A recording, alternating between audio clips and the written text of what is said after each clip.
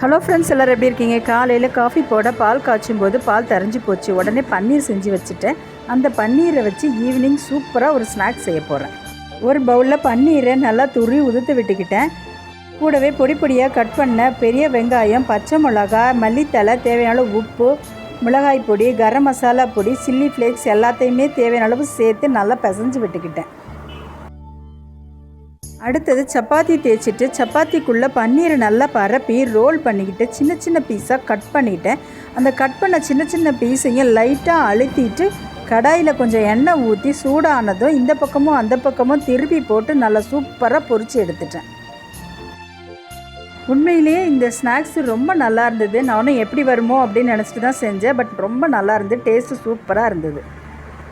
நீங்களும் ட்ரை பண்ணி பார்த்துட்டு கமெண்ட் பண்ணுங்கள் ஃப்ரெண்ட்ஸ். இந்த வீடியோ உங்களுக்கு பிடிச்சிருந்ததுன்னா லைக் பண்ணுங்கள், ஷேர் பண்ணுங்கள். மறக்காமல் என்னோடய சேனலை சப்ஸ்கிரைப் பண்ணிக்கோங்க. தேங்க்யூ.